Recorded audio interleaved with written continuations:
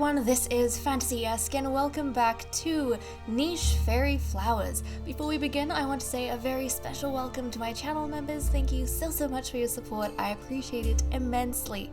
We are picking up on an exciting note because our tribe has been growing slowly but surely, even though we have just 9 nichelings.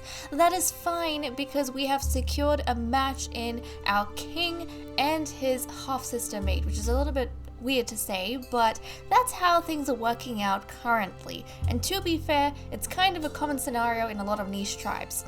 But we have our little tribe growing. Our royal line is looking secure at this point because our royal match currently, they will be producing healthy children. In fact, the female Hinthari is pregnant, so hopefully in this episode we get to see an heir. Not only that, but our nichelings have left their wonderful acorn tree behind and are moving towards a new area of the island under the guidance of God Aelion, one of the king's most faithful bodyguards. But okay guys, without further ado, let's dive right in. Atarika is one of the few nichelings kind of lagging behind, especially because of her frog legs, but I'm sure she'll catch up at some point. We have 163 nesting material, 247 food, and a beautiful day to get going. So, Atarika, like I said, she's one of the few nichelings lagging behind. Not only is that because of her legs, she's actually trying to hang on to Prince Alfei and Prince Aelion. Oh wait, hold on a second. We have had princes. I have completely forgotten about that. I apologize. We have princes already. Oh my goodness. We have 2 albino princes. We have Prince Aelion. I think he's the heir. So we have an heir and a spare. Prince Aelion and then Prince Alfei. Oh my goodness, I'm so sorry. I forgot about you cuties. But Atarika, I think, is their aunt, and she's actually hanging on back here so that she can help the princes move along without any struggle. So she's kind of escorting them back to the rest of the tribe, who are raring to go into the new dark depths that we have going on here. Actually, the final part of the island that we have to uncover. So all of that going on. We have this. Oh my goodness, so this is a troll, a sickly troll that's been harassing us for who knows how long, and it's kind of crazy. I don't like this troll. I don't like this troll one bit because it's a sickly troll. This sickly troll is causing us all sorts of problems by scaring the heck out of me and wandering too close to my nichelings. For example, now it's decided to settle right next to Hinthari. If it doesn't move, it's gonna spread its sickness to her, which I really don't want. But okay. I'm gonna try and calm down a little bit, and we are gonna get these guys moving along. We have God Flinbar, God Kin, one of the youngsters, and God Shy. And then we have God Aelion. Aelion has been a faithful servant for King Azran for very, very long, a faithful god, bodyguard of sorts. And they spent pretty much their entire life together. He was in the king's shadow until we made it to the acorn tree when the king's mother decided to settle down for her last few days and send Aelion ahead to do some scouting because she didn't want her son to leave her side. Now that's also when Hinthari kind of replaced Aelion's place in the king's life in terms of the role. So she took up the more administrative matters, the decision-making matters that the king's mother would have initially done. Now, I don't think Aelion and Azarath have realized how much they mean to each other until this separation, and they probably won't unless they meet up again at some point. But I don't know guys, I've had an inkling for quite a few episodes that maybe Aelion and Azarath have a little bit more feelings for each other than we've been letting on. I do think they possibly could be in love with each other. So we have that going on. But it doesn't matter their feelings. Aelion is a god, and the king, well, he has his sister mate over here, Hinthari, and he needs to focus on his family and the tribe. Although he does have a bit of a wandering eye and possibly an affection for Aelion that will never ever go away. Okay, so many things happening. Now I quickly want to run through the family tree for my own mind and for your minds, in case anyone has forgotten what's going on. So Flinbar Oh yeah, Flinba is the father of God Atarika, God Shai, and God Hianthari. So he is the grandfather of Prince Alfei and Prince Aelion. Aelion is not related to anyone, I think. He's actually the uncle of Kin. Never mind, he is the uncle of Kin. Okay, that makes sense. And then Azrath. Shai? Who are you related to? Shai is a brother of the king. That's right, Shai is the king's younger brother. So Atarika, Shai, and Hianthari, they're younger siblings, half-siblings of King Azrath. Flinba is the father of Hianthari, Shai, Atarika, and the grandfather of Alfei and Aelion. And then God Kin is the nephew of God Aelion. And also of King Azrath, to an extent, because Prince Slain was his father. So I guess he's a nephew to all of the king and his siblings. Interesting. So by that regard, he would be cousins with Alfei and Aelion. So many family matters going on. So many things going on. Everyone's tied together in this wonderful, wonderful thing called a family tree. Excellent. Okay, let's get Shai moving along, helping out with a few of these spots.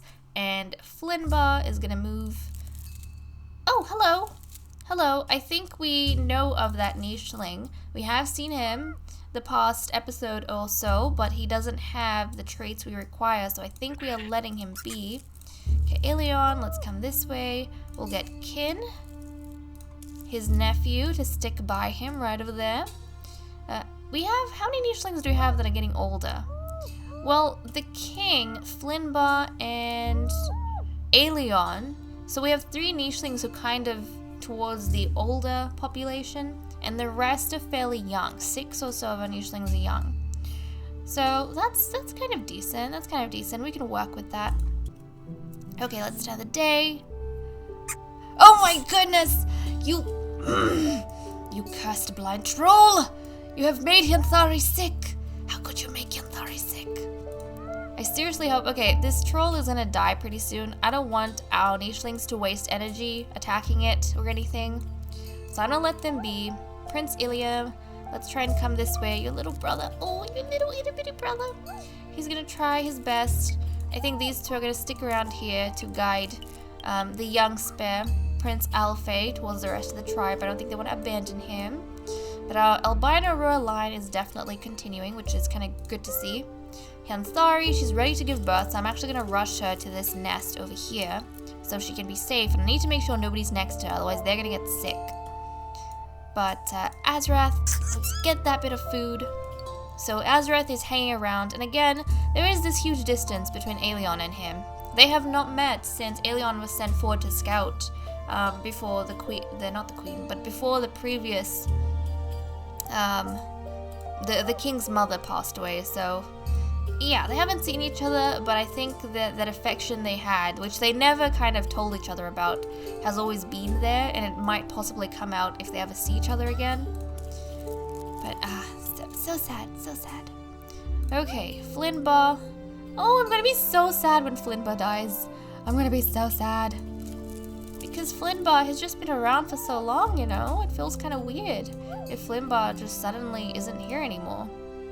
I don't know what I'm gonna do. Shai is gonna stick close with Flinba, his father. And then we'll get uncle and nephew to kind of move towards this end. So, let's come here, Aelion. Aelion's just getting further and further away from the king. Breaks my heart, I tell you. And oh my goodness, you terrible troll, you stay away from our prince. You stay away from our heir. Don't you dare go near him. If this troll makes Prince Aelion sick, I'm gonna be so upset. So upset. And oh, we have a little girl. Is she okay? Okay, Hianthari has recovered. We have a little princess. Oh, that's so exciting. We have a little fairy princess with G and F. Let's go ahead and give her a name. Oh, hello. This is important. We only have 2 females, so we kind of really needed a princess. And her name's gonna be Ratharia, after her mother, Hianthari. I think that's cute. So, Hold on. Ritharia. There we go. Welcome, Princess Ritharia. So lovely to have you with us. So lovely to have you with us. Okay, we wanna. Oh, look! And looks as though God Atarika has aged up. That's nice. Okay, Atarika has aged up. The king does have time to have more children. I don't think we need to rush on that or anything. Unless we can't find a match for Atarika. Because I want to breed her as well. Because we have 3 royalty. We have 3 royal children. 2 princes and a princess. I think that's perfect. But let's check the family tree to see if Atarika might be a match for anyone. So, Atarika, G and I. G and I. Unfortunately, she isn't. She isn't a match for anyone. Darn it. Okay, so Atarika cannot mate with anyone, so I think it's up to the king and his mate again to continue the fairies. So, Hansari, let's get to it, I guess. Let's get to it. There we go. So right now, Hansari and the king are the only ones keeping the tribe going in terms of reproduction, because we don't have any other pairings we can make. So yeah, I guess that's very important, actually. It's very important. Very, very important. Especially G and F. I think we have some D and Is. Who's a D and I? D and I. I think her brother's a D and I. Okay, well, we're gonna have another situation like this. I think Princess Ritharia at this point, guys, is gonna be matched up with Prince Aelion, because we have a D and I and a G and F. So I guess we've secured the future lines through them. But it would be nice if we could breed outside of the flippin' family for once. Okay, let's keep moving. Okay, Alfei, I am so nervous for you, kiddo. I am so nervous for you because we have this terrible troll over here that's really not helping out. Let's try and get Atarika to move ahead 1, and then we'll get Aelion to come here so that he's not right next to this nicheling. Luckily, the troll is gonna die at the turn of the day, so I think Alfei should be fine. And oh my goodness, Alfei! You have a crabbit after you! He has a crabbit after him. I hope nothing bad happens. I think Alfei should be fine, but... Oh, he's so tiny! How is he gonna scale up those cliffs? This is stressing me out.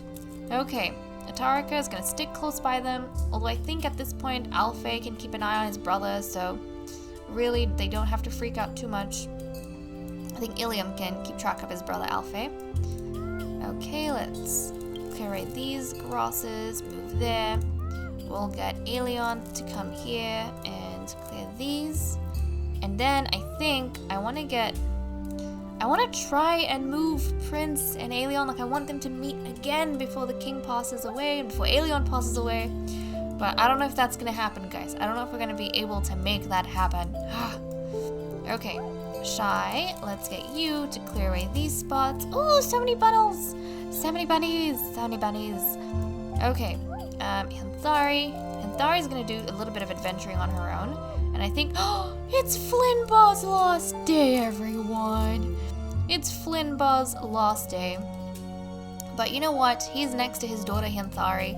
I think he's probably really, really proud of what Hanthari has achieved in terms of just taking over the management of things, decision-making, being a good companion to the king. Not exactly a friend, but a very, very trusted advisor, and also mothering the heir, having princes, a princess, securing the future lines for her children.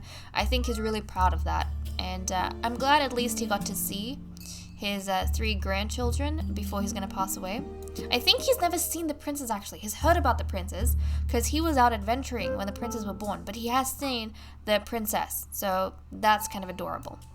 But okay, let's turn the day. Oh, this makes me so sad. So he has passed on, everyone, but his legacy remains in his grandchildren. His albinism has persisted, so that makes me really, really happy. But I think I think everyone's ready. This is gonna be a very, very sad time, but still, life kind of goes on, life moves on, and I think everyone's prepared to start taking the next steps. The old generation is going to slowly start passing away. The new youngsters are going to come into power, and they're going to be doing their own things. Now, Azrath has done very, very good in his reign, I think, to go ahead and secure the fairy line, especially royalty. But we're going to have to see whether or not he manages to ever meet a Faerie Flower or not. That's kind of a huge deal for us. He's no closer to establishing that Faerie Kingdom that his ancestors wanted so badly. But okay guys, with that said and done, I'm gonna leave off here. Thank you so much for watching. I hope you all enjoyed, and I'll see you all in the next episode. Bye bye.